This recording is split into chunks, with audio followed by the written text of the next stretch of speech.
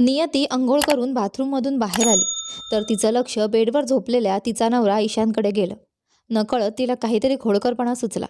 तिने आपले ओले केस ईशानच्या चेहऱ्यावर ठेवले. ईशानची झोप उघडली, पण नेहमीप्रमाणे त्याने नियतीला आपल्याकडे ओढले नाही. उलट दुसऱ्या बाजूला तोंड करून म्हणाला, अगं डिस्टर्ब करू नकोस. तुला माहिती आहे ना काल किती उशिरा झोपलो होतो मी. अच्छा, म्हणजे आता मी तुला डिस्टर्ब करायला लागले आहे. ते काही नाही, जाऊ दे ना.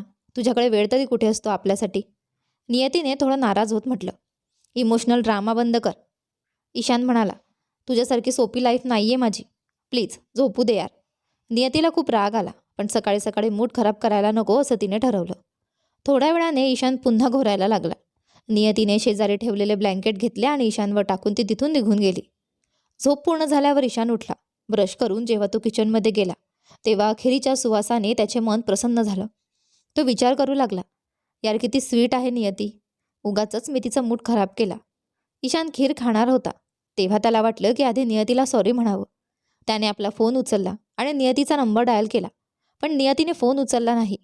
तो विचार करत होता की पुन्हा एकदा प्रयत्न करू. तेव्हाच नियतीची छोटी बहीण प्रकृतीचा कॉल त्याच्या फोनवर आला. हॅलो हॅलो जीजू, हॅप्पी मॅरेज ॲनिव्हर्सरी. दीदी कुठे आहे? फोन उचलत नाही आहे. आज लवकर निघाली का? Marriage anniversary? तारीख काय आहे आज? आज 20 एप्रिल. ओ शिट, आज आमची ॲनिव्हर्सरी आहे. म्हणूनच नियतीने खीर बनवली. आणि मी? ईशान विचार करू लागला. माझी ही विसरण्याची सवय कधी जाईल देव जाणो. हॅलो जीजू, कॅन यू हिअर मी? हो हो प्रकृती, थँक्यू. मी तुझा मेसेज नियतीला देईन. असं म्हणत ईशानने कॉल कट केला आणि नियतीला मेसेज पाठवला. हॅप्पी ॲनिव्हर्सरी लव. आजचा प्लॅन काय आहे? पण नियतीकडून काहीही उत्तर आले नाही. सॉरी बाबा, आय वॉज टायर्ड.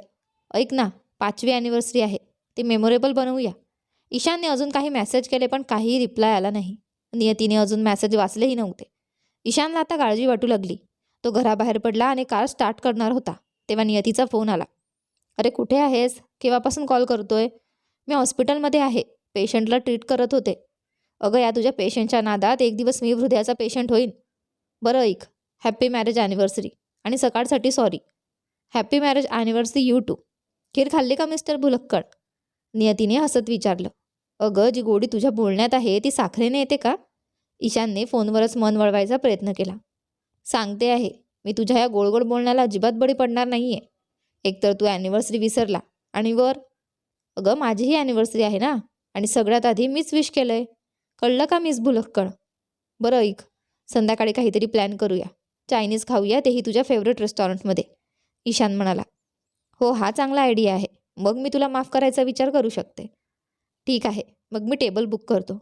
तू हॉस्पिटलमधून तिथेच ये आणि मी ऑफिसमधून थेट येतो. इतकं बोलून ईशानने फोन कट केला आणि रेस्टॉरंटमध्ये टेबल रिझर्व केला. संध्याकाळी ऑफिसमधून निघून ईशानने नियतीसाठी फुलं घेतली, केक पॅक करवला आणि रेस्टॉरंटमध्ये पोहोचून तिची वाट बघत बसला. 8 वाजले तरीही नियती आली नव्हती. ईशानने तिला फोन केला पण तिने उचलला नाही. त्याने 2-3दा पुन्हा प्रयत्न केला पण तरीही ती फोन उचलत नव्हती किंवा मॅसेजचं उत्तर देत नव्हती. 20 मिनिटांपूर्वी नियतीने ईशानशी बोलून सांगितले होते की ती निघाली आहे आणि 10 मिनिटात पोहोचेल.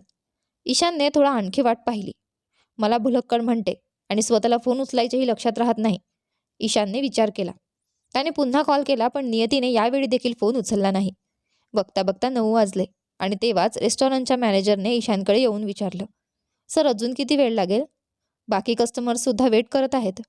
ईशानने खूप नम्रपणे उत्तर दिलं, पण त्याचा मूड पूर्णपणे ऑफ झाला होता. फुलं आणि केक तिथेच ठेवून तो रागाने कारमध्ये जाऊन बसला आणि थेट नियतीच्या हॉस्पिटलमध्ये निघाला. हॉस्पिटलमध्ये पोहोचल्यावर त्याने रिसेप्शनिस्टकडे नियतीबद्दल विचारलं, पण कळलं की शेवटच्या क्षणी एका पेशंटची इमर्जन्सी डिलिव्हरी आली होती आणि नियती तिची डिलिव्हरी करत होती. ईशान ऑपरेशन थिएटरच्या बाहेर उभा राहून नियतीची वाट पाहू लागला. तिचे पेशंटचे कुटुंबीयसुद्धा नियतीची आतुरतेने वाट पाहत होते. इतक्यात एका बाळाच्या रडण्याचा आवाज आला आणि काही वेळाने नियती बाहेर येताना दिसली.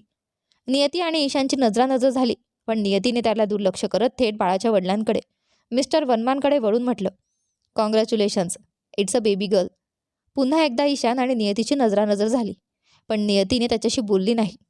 मिस्टर कपूर, तुम्ही आधी ही औषधं आणि सामान घेऊन या, असं म्हणत ती ईशानकडे वळणार होती, पण तेवढ्यात तिने पाहिलं की ईशान तेथून निघून चालला आहे. तिच्या लक्षात आलं, तिच्या मनात आलं की त्याला आवाज देऊन थांबवावं, पण मग तिने विचार केला, ईशानला नंतर समजावू शकते, सध्या पेशंटला प्राधान्य आहे. हॉस्पिटलमधून सुटल्यावर घरी जाताना नियती पूर्ण वेळ विचार करत होती की ईशानला कसं मनवायचं. तिने मनात विचार केला. बिचाऱ्याने आधी रेस्टॉरंटमध्ये वाट पाहिली, मग हॉस्पिटलमध्ये आला आणि मी त्याच्याशी नीट बोलले सुद्धा नाही. घरी पोहोचल्यावर सगळ्यात आधी मी त्याला सॉरी म्हणेल. नियती जेव्हा घरी पोहोचली तेव्हा सगळीकडे अंधार होता. तिची नजर ईशानला शोधत होती आणि तिच्या मनात सतत सॉरी सॉरी हेच चाललं होतं. इतक्यात किचनकडून ईशान येताना दिसला. त्याला पाहताच तिने म्हटलं, सॉरी यार, I am so sorry. Ishan म्हणाला, सॉरीने काही होणार नाही. तुला माहिती आहे मला किती प्रॉब्लेम झाली. स्वतःच्या घरात चोरासारखा मसाले आणि तांदूळ शोधत होतो. हे म्हणत त्याने एका डिशला टेबलवर ठेवत विचारलं, असं म्हण, यात काय आहे? यामध्ये काय आहे ईशान? स्पेशल तुमचं फेवरेट शेजवान राईस. ईशान म्हणाला, चायनीज रेस्टॉरंटसारखं चविष्ट असेल की नाही माहीत नाही, पण यामध्ये भरपूर प्रेम आहे माझ्या मिसेससाठी.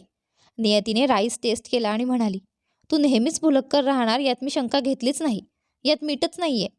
अगं काय बोलतेस? मग त्या पिवळ्या डब्यात काय होतं? ईशान म्हणाला.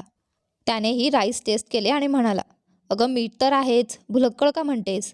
कारण तू भुलक्कड तर आहेतच, पण थोडा बुद्धूसुद्धा आहे. नियती म्हणाली, हॅपी मॅरेज ॲनिव्हर्सरी माझ्या प्रिय नवऱ्या. हे ऐकून ईशानने झुकून नियतीच्या कपडावर किस करत म्हटलं, लव्ह यू नियती. त्या क्षणी ईशानच्या चेहऱ्यावरची स्माईल त्याला आणखीनच क्यूट बनवत होती. दोघेही आपल्या जगात हरवले. ही होती आपली आजची क्यूट लव्ह स्टोरी. कथा कशी वाटली कमेंट करून नक्की सांगा. आवडली असेल तर व्हिडिओला लाईक करा, चॅनलला सबस्क्राईब करा, शेअर करा आणि नोटिफिकेशन बेल दाबा. धन्यवाद.